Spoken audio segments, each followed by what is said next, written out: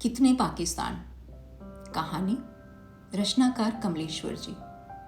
कितना लंबा सफ़र है और ये भी समझ नहीं आता कि ये पाकिस्तान बार बार आड़े क्यों आता रहता है। सलीमा, मैंने कुछ बिगाड़ा तो नहीं तेरा? तब तूने क्यों अपने को बिगाड़ लिया? तू हंसती है, पर मैं जानता हूँ तेरी इस हंसी में जहर बुझे तीर हैं। ये मेहंदी के फूल नहीं हैं सलीमा, जो सिर्फ हवा के साथ महकते हैं। हवा, हंसी आती है इस हवा को सोचकर।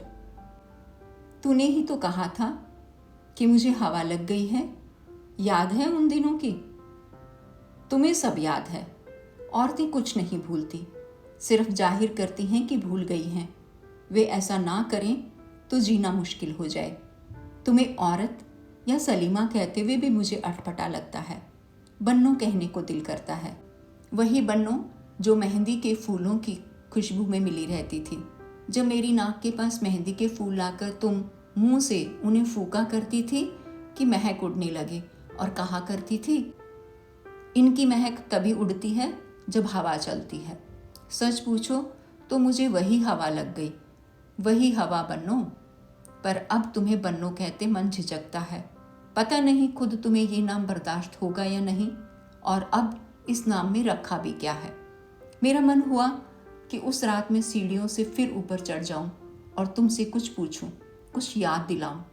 पर ऐसा क्या था जो तुम्हें याद नहीं होगा? ऑफ, मालूम नहीं कितने पाकिस्तान बन गए एक पाकिस्तान बनने के साथ साथ। कहाँ कहाँ, कैसे कैसे सब बातें उलझ कर रह गई। सुलझा तो कुछ भी नहीं। वह रात भी वैसी ही थी। पता नहीं पिछवाड़े का पीपल बोला था या बदरू मियाँ। कादिर मियाँ, बन गया साला पाकिस्तान। भैयन, अब बन गया पूरा पाकिस्तान। कितनी डरावनी थी वह चांदनी रात। नीचे आंगन में तुम ही पड़ी थी बन्नो। चांदनी में दूध नहाई और पिछवाड़े पीपल खड़खड़ा रहा था, और बदरू मियाँ की आवाज़ जैसे पाताल से आ रही थी। कादर मियाँ, बन गया साला पाकिस्तान। दोस्त, इस लंबे सफ़र के 3 पड़ाव हैं। पहला, जब मुझे बन्नों के मेहंदी के फूलों की हवा लग गई थी। दूसरा, जब इस चांदनी रात में मैंने पहली बार बन्नों को नंगा देखा था। और तीसरा, तब जब उस कमरे की चौखट पर बन्नो हाथ रख के खड़ी थी और पूछ रही थी, और है कोई? हाँ था, कोई और भी था। कोई। बन्नो एक थरथराते अंधे क्षण के बाद हंसी क्यों थी? मैंने क्या बिगाड़ा था तेरा? तू किससे बदला ले रही थी? मुझसे, मुनीर से, या पाकिस्तान से? या किसे जलील कर रही थी? मुझे, अपने को, मुनीर को, या पाकिस्तान हमारे बीच बार बार आ जाता है। ये हमारे या तुम्हारे लिए कोई मुल्क नहीं है, एक दुखद सच्चाई का नाम है। वह चीज़ या वजह जो हमें ज़्यादा दूर करती है, जो हमारी बातों के बीच एक सन्नाटे की तरह आ जाती है, जो तुम्हारे घर वालों, रिश्तेदारों या धर्म वालों के प्रति दूसरों के एहसास की गहराई को उथला कर देती है। तब उन दूसरों को उनके इस कोई के दुख उतने बड़े नहीं लगते जितने वे होते हैं। उनकी खुशी उतनी खुशी नहीं लगती जितनी वह होती है। कहीं कुछ कम हो जाता है। एहसास की कुछ ऐसी ही आ गई कमी का नाम शायद पाकिस्तान है। यानी मेहंदी के फूल हों पर हवा ना चले, या कोई फूंक मारकर उनमें गंध ना पैदा करे। जैसे कि फूल हों, रंग ना हो, रंग हो, गंध ना हो, गंध हो, हवा ना हो। यानी एहसास की रुकी हुई हवा ही पाकिस्तान हो। सुनो, अगर ऐसा ना होता तो मुझे चुनार छोड़कर दरवेश क्यों बनना पड़ता? वही चुनार जहाँ मेहंदी फूलती थी, मिशन स्कूल के अहाते के पास, जहाँ से हम गंगा घाट के पीपल तले आते थे और राजा भरथरी के किले की टूटी दीवार पर बैठकर इमलियाँ खाया करते थे। वह शाम मुझे अच्छी तरह याद है, जब कंपाउंडर जामिल अली ने आकर दादा से कहा था, और तो कुछ नहीं है पर लोग मानेंगे नहीं।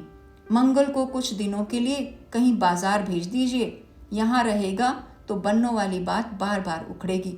शादी तो नहीं हो पाएगी, दंगा हो जाएगा। तुम नहीं सोच सकते कि सुनकर मुझ पर क्या बीती थी।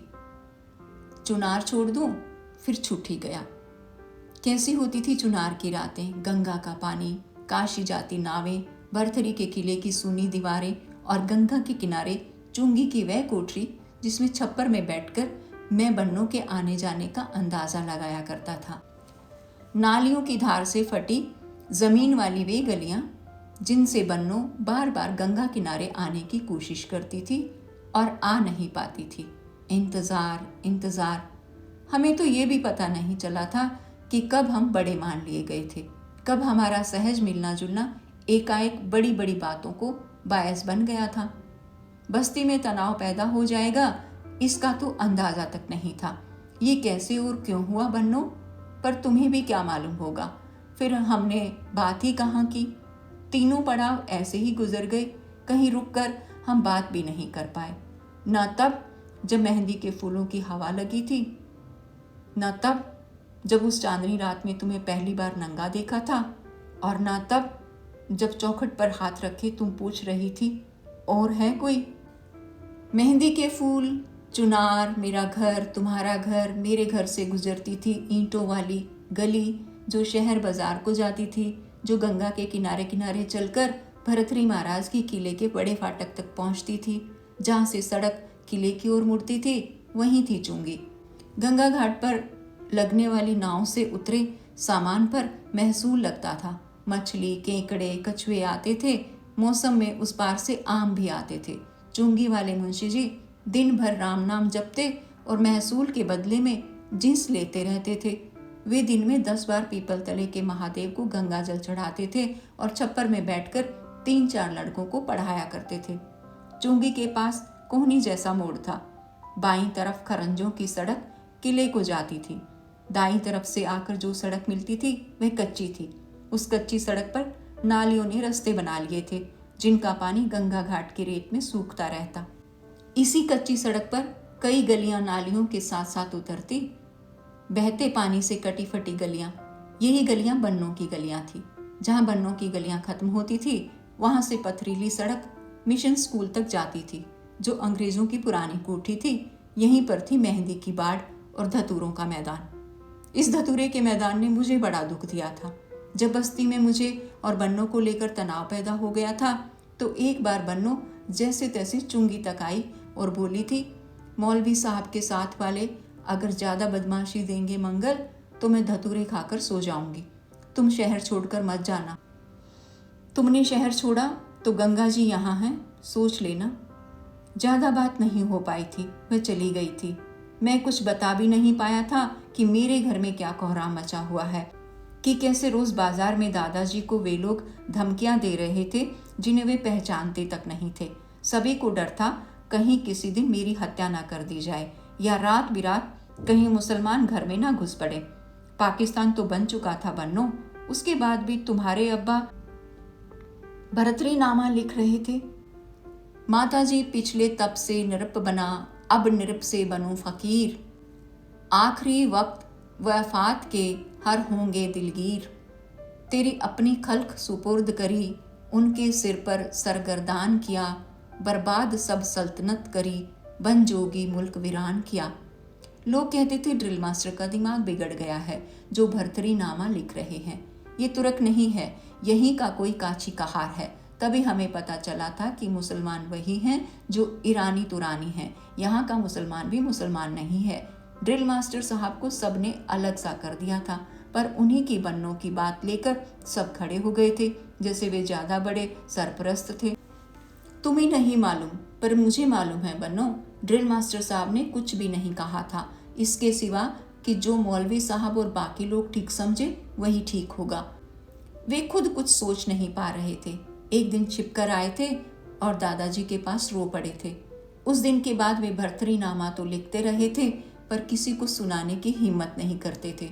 वे लिखते रहे इसका पता मुझे उस वक्त मिला था जब घर वालों की घबराहट और खुद कुछ न समझ पाने, तय न कर पाने के कारण मैं शहर छोड़ रहा था और चुंगी वाले मुंशी जी ने मुझे चुपचाप विदाई देते देते एक पुर्जा मेरे पसीने से तर हाथों में थमा दिया था। वह रात बहुत डरावनी थी। बस्ती पर काल मंडरा रहा था। सब दहशत के मारे हुए थे। पता नहीं कब क्या हो जाए, कब या अली की आवाज़ें उठने लगे और खून खराबा हो जाए। गंगा भी उस दिन गहरा रही थी। तट का पीपल भी अशांत था। बहुत तेज हवा थी। किला साए साए कर रहा था और 5-7 हिंदुओं के साथ, हाँ कहना पड़ता है बन्नो, हिंदुओं के साथ दादा मुझे स्टेशन छोड़ने आ रहे थे ताकि मैं जीऊं जागूं कहीं भी परदेश में रहकर। पहले सोचा गया कि मामा के यहाँ जौनपुर चला जाऊं और वहाँ रेलवे वर्कशॉप कुरला में काम कर रहे मौसा के पास रहूं, वहीं नौकरी ढूंढ लूं। कैसी थी वह रात बन्नो, और कितना बेइज्जत होकर मैं निकल रहा था। दिमाग में हजारों हथौड़े बज रहे थे। एक मन करता था कि लौट पड़ूं, घर से गंडासा उठाऊं और तुम्हारे उन मुसलमानों पर टूट पड़ूं, खून की होली खेलकर तुम्हें जीतूं और न जीत पाऊं तो तुम्हें भी मारकर गंगा में जल समाधि ले लूं। पर कहीं दहशत भी होता था और ये ख्याल भी आता था कि ड्रिल मास्टर साहब ने तो कुछ भी नहीं कहा है, मुखालफत भी नहीं की है, कि सिवाय इसके कि वे चुप रह गए। उन्हें भर्तरीनामा लिखना है। अब लगता है कि वे भर्तरीनामा ना लिख रहे होते तो शायद इतना विरोध ना होता। शहर को सांप सूंघ गया था। दादा को बता दिया गया था कि अगली सुबह मेरी शक्ल ना दिखाई दे। आधी रात तक सोचना विचारना चलता रहा। फिर आखिरी गाड़ी रह गई थी पार्सल, जो मुगल सराय जाती थी। हाँ, 5-7 हिंदुओं के साथ मुझे स्टेशन तक पहुंचाया गया। हम बाजार वाली सड़कों से भी नहीं आए, किले वाले सुनसान रास्ते से स्टेशन की सड़क पकड़ी थी। मुंशी जी लालटन लिए पक्की सड़क तक आए थे और तभी वह पुर्जा उन्होंने पसीजी हथेलियों में थमा दिया था। वहां तो रोशनी थी नहीं, स्टेशन पर सब साथ थे। पार्सल 2:30 बजे रात को छुट्टी थी। दादाजी कितने परेशान बेहाल थे। सब बहुत डरे हुए, अपमानित और शायद इसलिए बहुत खूंखार भी हो रहे थे। लग रहा था कि मुझे शहर से हटा देने के बाद दंगा जरूर होगा। अब ये लौट कर जाने वाले हिंदू दंगा करेंगे। ढलती रात में ये सोते हुए मुसलमानों को चीर फाड़ डालेंगे। हिंदू का हिंदू होना भी कितना तकलीफ देह है बन्नो। ये होते ही कुछ कीमती घट जाता है। बहुत तकलीफ दे थी वह विदाई। उतरती रात की हवा में खुनकी थी और स्टेशन का पत्थर का फर्श काफी ठंडा था। सामने विंध्या की पहाड़ियां और ताड़ के पेड़ चुपचाप खड़े थे। अब तुम्हें क्या बताऊं, क्या कभी सोचा था कि इस तरह मेरा घर छूट जाएगा? अपने शहर से बेइज्जत होकर कोई कहीं भी चैन नहीं पाता।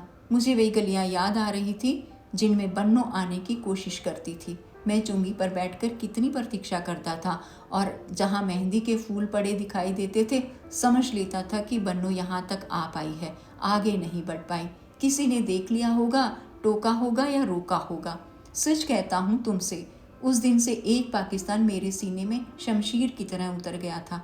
लोगों के नाम बदल या अधूरे रह गए थे। बस्ती में हवा का बहना बंद हो गया था और लगा था कि बन्नो घिर गई है।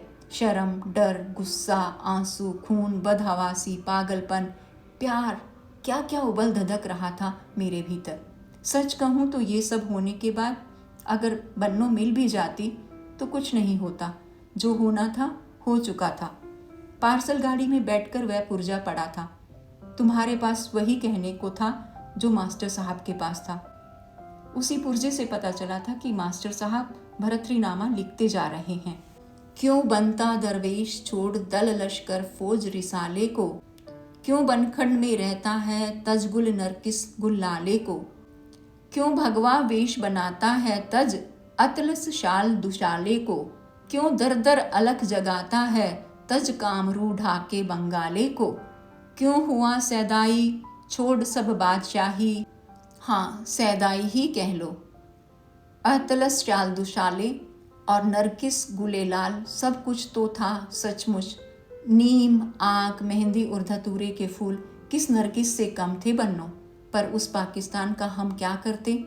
गाड़ी चली आई और मैं सचमुच दरवेश हो गया।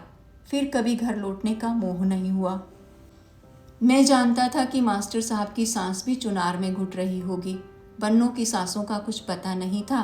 बस इतना भर लगता था कि उसने गंगा में डूबकर जान नहीं दी होगी। वह होगी रातों में किसी का बिस्तरा गर्म करती होगी, प्यार करती होगी, मार खाती होगी, जिन्हें को बर्दाश्त करती होगी, बीवी की तरह पूरी ईमानदारी से मन्नतें मांगती होगी, मेहंदी रचाती होगी, बच्चों का गोमूत करती होगी, सुखी होगी, पछताती होगी, सब भूल गई होगी। जो नहीं भूल पाई होगी वह रुका हुआ वक्त उसका पाकिस्तान बन गया होगा उसे सताने के लिए। खैर बन्नो, जो हुआ सो हुआ। मैं मुगल सराय से इलाहाबाद आया और इलाहाबाद से बम्बई। कुर्ला के रेलवे वर्कशॉप में मौसा ने कुछ काम दिला दिया, कुछ दिन वहीं गुजारे, फिर मैं पूना चला गया, अस्पताल की लिम्फ फैक्ट्री में, जहाँ लकड़ी के हाथ पैर बनते हैं। मुझे मालूम था कि अब कोई भी चुनार नाम की जगह में जी नहीं पाएगा, न मेरा घर न तुम्हारा घर। पर यह पता नहीं था कि दादा इतनी दूर चले जाएंगे और साथ में कई घरों को लेते आएंगे। सच पूछो तो चुनार में रह ही क्या गया था। जब पाकिस्तान बन जाता है तो आदमी आधा रह जाता है, फसलें तबाह हो जाती हैं, गलियां सिकुड़ जाती हैं और आसमान कट फट जाता है, बादल रित जाते हैं और हवाएं नहीं चलती, वे कैद हो जाती हैं। दादा के खत से मालूम हुआ था कई वर्षों बाद कि कुछ घर जुलाहों बढ़ई के साथ लेकर वे फसलों, गलियों, आसमान, बादल और हवा की तलाश में निकल पड़े थे और भिवंडी में आ गए थे। ये नहीं मालूम था कि बन्नों का घर भी साथ आया था। ड्रिल मास्टर क्या करते आकर, ये मैंने भी सोचा था। दादा का आना तो ठीक था, वे सूती कपड़े का व्यापार करते थे। 8 घर मुसलमान जुलाहों, 2 घर हिंदू बढ़ाइयों को लेकर वे भिवंडी आ गए थे। पता नहीं शुरू शुरू में उन्हें क्या परेशानी हुई। बन्नो, तुम्हारे बारे में मुझे तब पता चला जब दादा एक बार मुझसे पूना मिलने आए।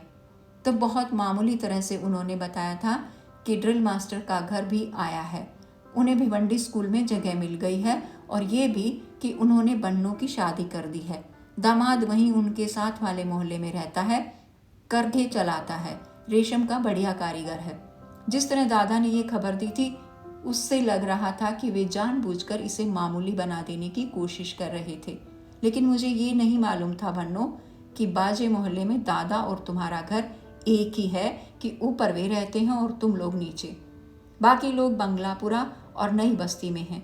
शायद मास्टर साहब पिछले पछतावे को भूल सकने के लिए ही ऐसा कर बैठे हों। मन तो बहुत हुआ कि जल्दी से जल्दी चलकर तुम्हें देख आऊं, पर सच पूछो तो मन उखड़ा हुआ था। ये सब सुनकर और भी उखड़ गया कि तुम भी वहीं हो और शादीशुदा हो। और फिर बातों बातों में दादाजी ने घुमा फिरा कर ये भी कह दिया था कि मैं भिवंडी न आऊं तो बेहतर है, क्योंकि उन्हें मास्टर साहब का ख्याल था। वे जानते थे कि मास्टर साहब ने कुछ नहीं किया था और दादाजी उन्हें मेरी उपस्थिति से दुखी या जलील नहीं करना चाहते थे। कितनी अजीब स्थिति थी यह। क्या ये नहीं हो सकता था कि घर ऐसा ही रहता और इसमें रहने को मुझे भी जगह मिलती। मन में तरह तरह के ख्याल आते थे। दबा हुआ गुस्सा कहीं फूट पड़ा तो, अगर मेरे भीतर का धधकता हुआ पाकिस्तान फट पड़ा तो, अगर मैंने तुम्हारे आदमी को तुम्हारे साथ न सोने दिया तो, अगर भिवंडी से उसे भी मैं उसी तरह निकाल सका जैसे कि कभी मैं निकाला गया था तो, किसी रात मैं बर्दाश्त न कर पाया और तुम्हारे कमरे में घुस पड़ा तो। मुझे मालूम है दादा और मास्टर साहब दोनों एक दूसरे को अपने मासूम होने का भरोसा दे रहे थे, पर मेरे पास क्या भरोसा था। उनका क्या बिगड़ा था? बिगड़ा तो मेरा था। मैं तभी से एक नकाब लगाए घूम रहा था, हाथों में दस्ताने पहने और कमर में खंजर दबाए। लेकिन बन्नो, भिवंडी में भी दंगा हो गया। मेरी तुम्हारी वजह से नहीं, उसी एहसास की कमी की वजह से। सुना तो मैं सन रह गया, पता नहीं अब क्या हुआ होगा। 5 बरस पहले तो मैं वजह हो सकता था, पर अब तो मैं वहां नहीं था, गया तक नहीं था। इसी वजह से कि तुम दिखाई दोगी और मैं दंगा शुरू कर दूंगा। पर तुम मुझे दिखाई दी तो इस हालत में, रात चांदनी थी और बन्नो नंगी थी। मैं जब भिवंडी पहुंचा तो दंगा खत्म हुए 10-12 दिन हो चुके थे। घुसते ही बस्ती में जगह जगह काले चकते दिखाई पड़ते थे। कुछ घर, फिर एक काला मैदान, फिर मकानों घरों का एक सहमा हुआ झुंड, और उसके बाद फिर एक काला मैदान। उड़ती हुई राख, आग और अंगारों की महक अब नहीं थी, पर राख की एक अलग महक होती है, बुझे हुए शोरे जैसी। कुछ तेंज खरेंदी जो नथुने से होकर भीतर तक काट करती है। सुनो, तुमने भी इस महक को जरूर महसूस किया होगा। ऐसा कौन है इस देश में जो राख की महक को न पहचानता हो। जब मैं एसटी स्टैंड बस अड्डे पर उतरा, शाम हो रही थी। गश्त से जो दहशत होता है वैसा कुछ नहीं था। वहां जहां पर सिनेमा के पोस्टर लगे हुए हैं, 2-3 पुलिस वाले बतियाते खड़े थे। बसें ज्यादातर खाली थी, वे चुपचाप खड़ी थी। संगमनेर, अलीबाग, भीलवाड़ा या सिन्नर जाने वाली बसों की तो बात ही क्या, शिरडी जाने वाला भी कोई नहीं था। बस अड्डे की टिन तले 4-5 पुलिस वाले और दिखाई दिए। खाना बदोशों की तरह छोटी सी गृहस्थी जमाए हुए। अगर उनकी बंदूकें गन्नों के ढेर की तरह जमा न होती तो शायद ये भी नहीं मालूम पड़ता कि वे पुलिस वाले हैं। दोनों सड़कें खाली थी।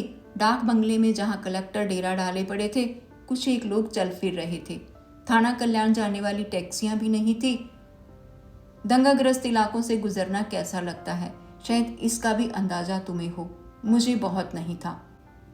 एक खास किस्म का सन्नाटा या टपकन, वीरान रास्ते और साफ साफ दिखाई देने वाले खालीपन। कोई देख कर भी नहीं देखता, देखता है तो गौर से देखता है, पर बिना किसी इंसानी रिश्ते के। ये क्यों हो जाता है? एहसास इतना क्यों मर जाता है, या कि भरोसा इतना ज्यादा टूट जाता है? इतने छोटे से कस्बे में बाजे मोहल्ले का पता पूछना भी दुश्वार हो गया। खैर, जैसे तैसे मोहल्ला मिला, घर भी मिला, पर उसमें सन्नाटा छाया हुआ था। हिंदुओं ने ये क्या कर डाला था? क्या इतने सन्नाटे में कोई इंसान रह सकता है? मुझे मालूम था बन्नो, ड्रिल मास्टर साहब, तुम्हारा शोहर मुनीर, सब यहीं होंगे, मेरे घर वाले भी होंगे, पर ऊपर के खंड में अंधेरा था। चांदनी रात न होती तो मैं घबरा ही जाता। सचमुच एक क्षण के लिए लगा कि अगर मैंने चुनार न छोड़ दिया होता तो उसकी भी यही दशा होती। फिर बन्नो तुम्हारा ख्याल आया। कैसे तुम्हारे सामने पड़ूंगा? सारा खोलता हुआ खून ठंडा पड़ गया था। मैं जैसे चुनार की उन्हीं गलियों में आ गया था, उसी उम्र के साथ। घर का दरवाजा खुला था। मैंने आहिस्ता से भीतर कदम रखा। एक आंगन सा, आंगन के एक कोने में दो एक घड़े रखे थे। उन्हीं के पास दो सुरमई छायाएं थी। दोनों औरतें थी। एक औरत कमर तक नंगी थी, दूसरी उसी के पास बैठी बार बार उसके गले तक हाथ ले जाती थी और नंगी छातियों से कमर तक लाती थी। पता नहीं क्या कर रही थी, पर एक औरत की नंगी पेट दिखाई दे रही थी। वे दोनों औरतें वहां बैठी क्या कर रही थी मैं समझ नहीं पाया। सहम कर बाहर आ गया। बाहर खड़ा था कि ड्रिल मास्टर साहब दिखाई दिए।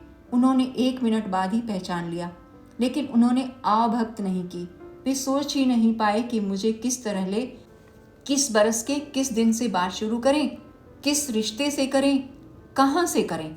वे कुछ कहें इसके पहले ही मैंने उबार लिया। जैसे किसी अजनबी से मैंने पूछा हो, वैसे ही दादाजी के बारे में पूछ लिया। वो तो चुनार चले गए परसों, मास्टर साहब ने कहा। परसों? मैं और क्या कहता। हाँ, रुके नहीं, बहुत से लोग वापस चले गए हैं, वे बोले। और मैं उसी क्षण समझ गया कि सब बातों के बावजूद दादाजी शायद फिर भी चुनार लौट सकते थे, पर मास्टर साहब नहीं। मास्टर साहब के चुनार छोड़ने का सबब वह नहीं था जो दादाजी का या मेरा रहा होगा। उनका यहाँ चले आना वक्त का दिया हुआ बनवास था, और वक्त के दिए हुए बनवास से लौट सकना आसान नहीं होता। मुझे तो सिर्फ कुछ लोगों ने बनवास दिया था। घर वाले वहां नहीं थे, इसलिए कुछ कह भी नहीं पा रहा था। दंगाग्रस्त शहर कहाँ पनाह मिल सकती थी? मास्टर साहब अपने घर टिका लें, ये तो हो नहीं सकता था। सब सामान वगैरह भी ले गए हैं? नहीं, ज्यादा सामान तो यही है, वे बोले। ताला बंद कर गए हैं। हाँ, पर एक चाबी मेरे पास है। उन्होंने मुझे सकुचाते हुए सहारा दिया। मैं एक दिन रुकूंगा, वैसे भी कल शाम चले जाना है, मैंने खामखा कहा, क्योंकि कोई और चारा नहीं था। अजनबी बस्ती में रात पड़े मैं कहाँ जा सकता था। मुझे छोड़कर वे घर में घुस गए। 1 मिनट बाद वे एक मोमबत्ती और चाबी लेकर आए और बगल के जीने से ऊपर चढ़ा ले गए। ताला खोलकर मुझे पकड़ाते हुए बोले, खाना वाना खाया है? हाँ, मैंने कहा और भीतर चला गया। कुछ जरूरत हो तो बता देना, वे बोले और नीचे चले गए। भरथरी नामा का शायर काफी समझदार था। बता देना, ये नहीं कि मांग लेना। बन्नो, कितनी विचित्र थी वह रात। तुम्हें मालूम भी नहीं था कि ऊपर मैं ही हूँ। मास्टर साहब ने बताया या नहीं बताया, क्या मालूम, कुछ भी कह दिया होगा। सुबह सुबह पुलिस न आती तो तुम्हें जिंदगी भर पता न चलता कि रात छत पर मंडराने वाली छाया कौन थी। चारों तरफ सन्नाटा सन्नाटा, रात चांदनी थी, हवा बंद थी। मैं सांस लेने या शायद बन्नों को देख सकने के लिए खुली छत पर खाट डालकर लेट गया था। कुछ देर आहट लेता रहा, शायद कोई आहट तुम्हारी हो बन्नो, पर फिर मन डूब गया। चाहे कितनी गर्मी हो, पर औरत को तो आदमी के साथ ही लेटना पड़ता है। पिछवाड़े वाला पीपल चांदनी में नहाया हुआ था। मैंने खाट ऐसी जगह डाल ली थी जहां से आंगन में देख सकूं, पर जो कुछ देखा वो बहुत भयावना था। 2 खाटें आंगन में पड़ी थी, एक पर अम्मी थी, दूसरी पर बन्नो। कितना अजीब लगा था बन्नो को लेटा हुआ देखकर। चांदनी भर रही थी और बन्नो अपना ब्लाउज खोले, धोती कमर तक सरकाए नंगी पड़ी थी। उसकी नंगी छातियां पानी भरे गुब्बारे की तरह मचल रही थी और वह अधमरी मछली की तरह आहिस्ता आहिस्ता बिछड़ रही थी। हाय अल्लाह, ये बन्नो की आवाज़ थी। सो जा सो जा, अम्मी बोली थी। ये फटे जा रहे हैं, बन्नो ने कहा और उसने अपने दोनों छातियां कस कर दबा ली थी जैसे उन्हें निचोड़ रही हो। अम्मी उठकर बैठ गई। ला मैं सूत दूं, कहते हुए उन्होंने बन्नो की भरी छातियों को सूतना शुरू कर दिया। दूध की छोटी छोटी फुहारें बन्नो की छातियों से झर रही थी और वह हल्के हल्के करहाती और सिसकारती थी। दूध की टूटी टूटी फुहार जैसे इत्र के फवारे में कुछ अटक गया हो। फिर 10-20 बूंदें एकाएक भल भलाकर टपक पड़ी थी। 2-4 बूंदें उसके पेट की सलवटों में समाकर पारे की तरह चमकती थी। उसकी नाभि में भरा दूध बड़े मोती की तरह जगमगा रहा था। अम्मी उसकी छातियों का दूध अपनी ओढ़नी के कोने से सुखाती और 4-6 बार के बाद वहीं किनारे की पाली में कोना निचोड़ देती थी। मटमैली नाली में पनीले के दूध का पतला सांप कुछ दूर सरक कर कहीं घुस जाता था। ओ बन्नो, ये मैंने क्या देखा था। मैं दहशत के मारे सन रह गया था। सारा बदन पसीने से तर था। सिसकारियां और करहाटें और आसमान में लटकते 2 डबडबाए स्तन।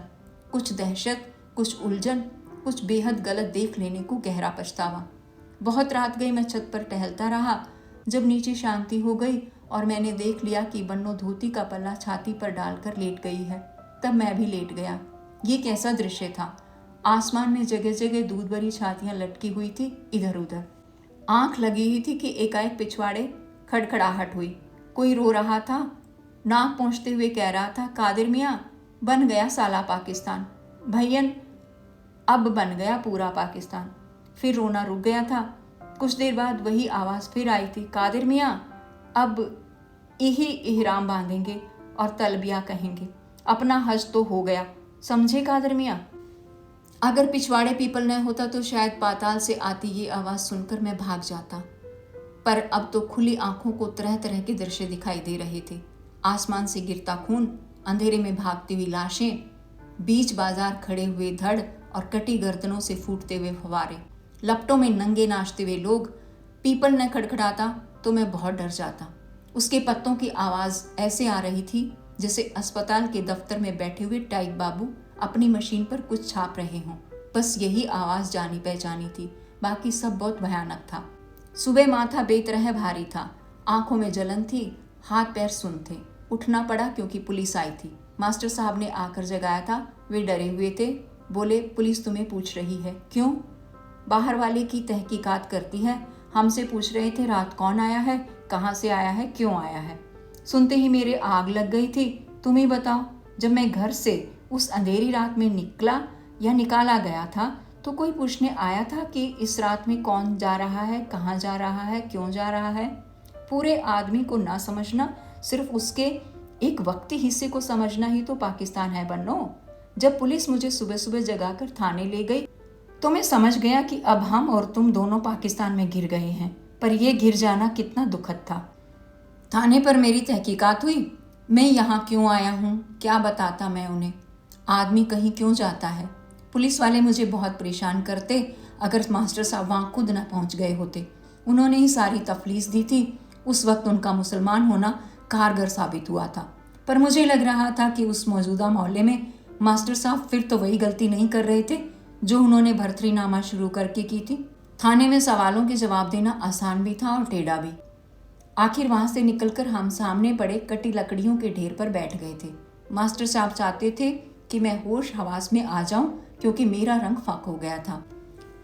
वहीं 3 बत्ती के पास 2-3 लोग और बैठे थे। शायद किसी की जमानत या तफ्तीश के लिए आए थे। उनके चेहरे लटके हुए और गमजदा थे। मौलाना की आंखों में खौफ था। वे साथ बैठे लोगों को बता रहे थे, रसूल ने कहा है कि सुर 3 बार फूका जाएगा। पहली बार फूकेंगे तो लोग घबरा जाएंगे, सब पर खौफ बरपा हो जाएगा। दूसरी बार जब सुर में फूंक मारी जाएगी तो सब मर जाएंगे। तीसरी आवाज़ पर लोग जी उठेंगे और अपने रब के सामने पेश होने के लिए निकल आएंगे। यही होना है। सुर में अभी पहली बार फूंक मारी गई। भर्तरीनामा लिख रहे हैं? मैंने पूछा। हाँ। भरमता मन मेरा आज यहाँ रैन बसेरा, कहो बात जल्द कटे रात, जल्द हो फंजर सवेरा। कहते कहते मास्टर साहब उधर देखने लगे जहाँ छत की सूनी मुंडेरों पर घास के पीले फूल खिले थे। घनी घास में से अबाबिलें छोटी मछलियों की तरह उछलती थी। घास की टहनी से पीले फूल चोंच से तोड़कर उड़ती थी। चोंच से फूल गिर जाते थे तो उड़ते उड़ते फिर तोड़ती थी।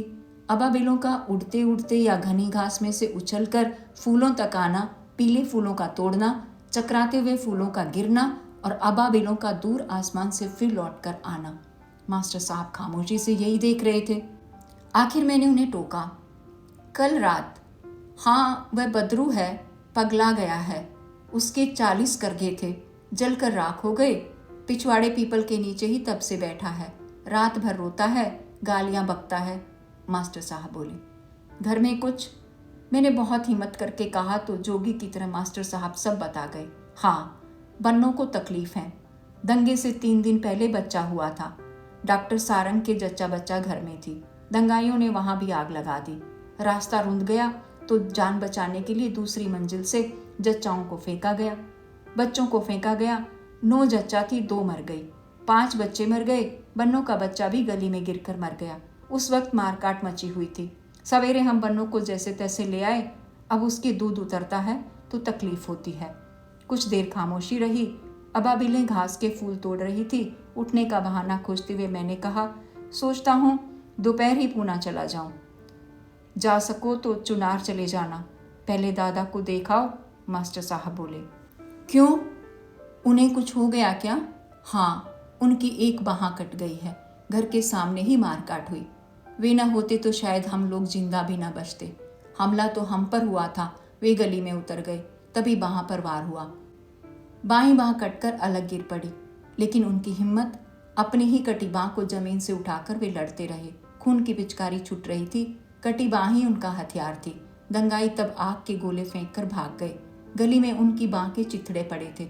जब उठाया तो बेहोश थे। दाहिने हाथ में कटी बाँह की कलाई तब भी जकड़ी हुई थी। पर उस खुदा का लाख लाख शुक्र, थाना अस्पताल में मरहम पट्टी हुई।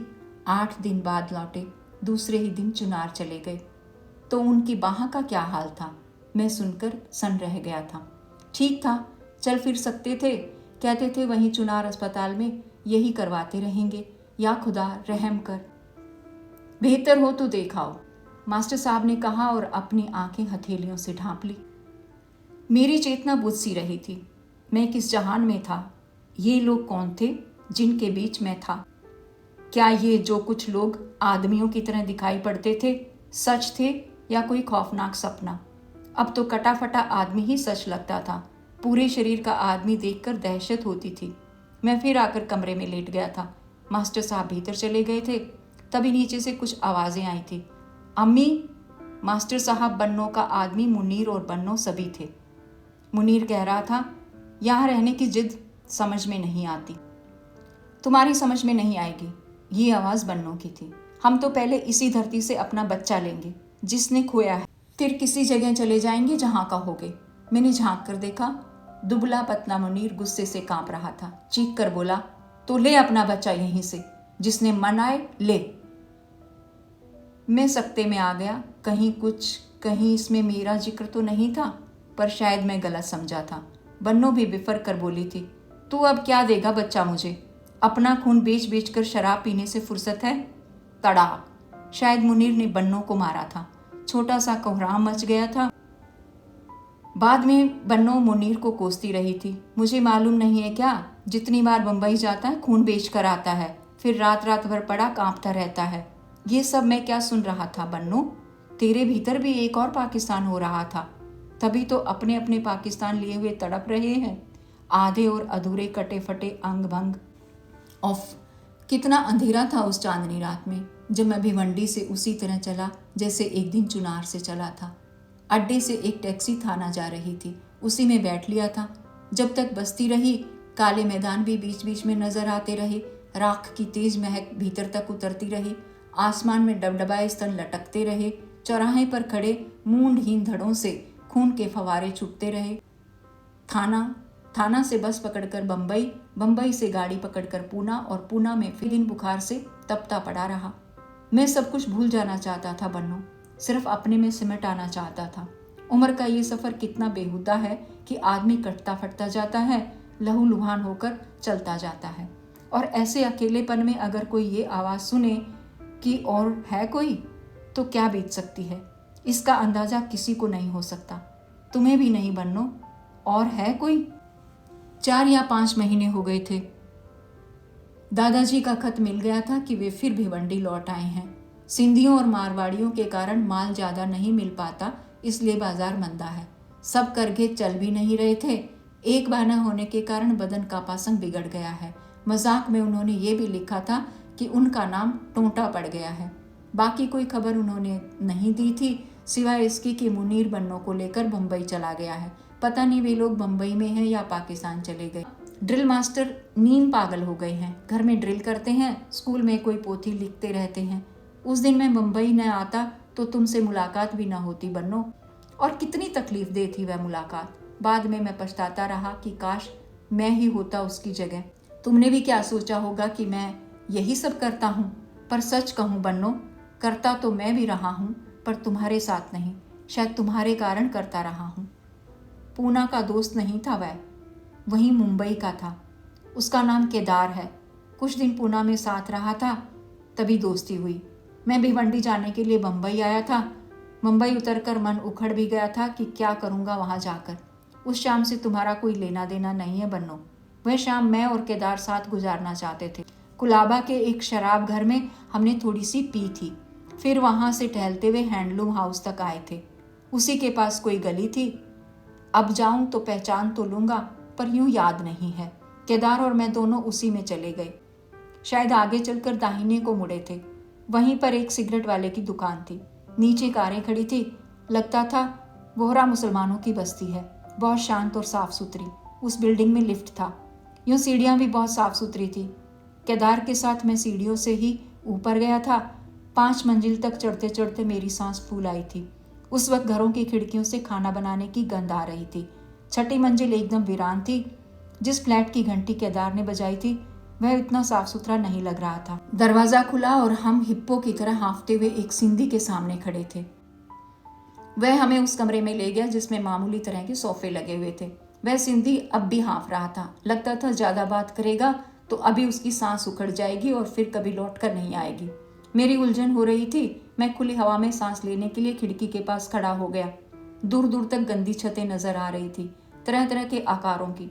मेरे बारे में केदार ने बता दिया था कि मैं वहीं सोफे पर बैठूंगा और इंतजार करूंगा। उस हाफते सिंधी ने कोका कोला की एक बोतल मंगवाकर मेरे लिए रख दी और केदार को लेकर अपनी मेज के पास चला गया। वहां वह केदार को एक गुंजला हुआ काला बुर्का दिखा रहा था। क्या कह रहा था ये वहां से सुनाई नहीं पड़ा। उसके बाद वे दोनों कहाँ गुम हो गए कुछ पता नहीं चला। 2-1 मिनट बाद केदार के हंसने की आवाज़ बगल से आई थी। फिर केदार तो नहीं आया। वह सिंधी उसी तरफ हाँफता हुआ आया और जोर जोर से सांस छोड़ता हुआ बोला, बियर। बाकी शब्द उसके हाँफने से ही साफ हो रहे थे। पिएंगे? मंगवाऊं? पी लूँगा, मैंने कहा तो उसने लड़की को हाँफ कर दिखाया और वह बियर ले आया। सिंधी ने नहीं पी, मैं ही बैठा पीता रहा। आप? वह उसी तरह हाँफ रहा था। बम्बई? मतलब था नहीं रहते? नहीं, पूना रहता हूँ, मैंने कहा। घूमने? वह फिर हाँफा। काम से आया था, मैंने उसे बता दिया। बिजनेस? हाँफना बदस्तूर था। नहीं, पर्सनल काम था, भिवंडी जाऊंगा। फिर वह बैठा बैठा तब तक हाँफता रहा जब तक केदार सामने आकर नहीं खड़ा हुआ। उसे देखते ही सिंधी हड़बड़ाकर उठ खड़ा हुआ। मुझे भी उलझन हो रही थी। मैं गिलास खत्म करके फौरन केदार के पास आ गया। हम तीनों बीच वाले बड़े कमरे में आ गए थे। केदार मेरी बियर के पैसे दे ही रहा था कि बगल का दरवाज़ा खुला। मैंने इतना ही देखा कि एक औरत के हाथ ने केदार को उसका कंघा और चाबियों का गुच्छा दिया और उस हाँफते हुए सिंधी के साथ मुझे खड़ा देखकर पूछा, और है कोई? मैंने पलटकर देखा। दरवाजे की चौखट पर हाथ रखे, पेटीकोट और ब्लाउज पहने तुम खड़ी थी बन्नो और पूछ रही थी, और है कोई? हाँ, कोई और भी था। एक थरथराते अंधे क्षण के बाद तुमने भी पहचान लिया था और तब कैसी टेढ़ी मुस्कुराहट आई थी तुम्हारे होठों पर, जहर बुझी मुस्कुराहट। या वही घोर तिरस्कार की मुस्कुराहट थी या सहज, कुछ भी नहीं मालूम। पता नहीं ये बदला तुम मुझसे ले रही थी, अपने से, मुनीर से या पाकिस्तान से। मैं सीढ़ियाँ उतर आया था। आगे आगे मैं था, पीछे पीछे केदार। मन हुआ था सीढ़ियाँ चढ़ जाऊं और तुमसे पूछूं, बन्नो, क्या यही होना था? मेरा हश्र यही होना था? अब कौन सा शहर है जिसे छोड़कर मैं भाग जाऊं? कहाँ कहाँ भागता रहूं, जहाँ पाकिस्तान ना हो, जहाँ मैं पूरा होकर अपनी तमाम हसरतों और एहसासों को लेकर जी सकूं? बन्नो, हर जगह पाकिस्तान है, जो मुझे तुम्हें आहत करता है, पीटता है, लगातार पीटता और जलील करता चला जा रहा है।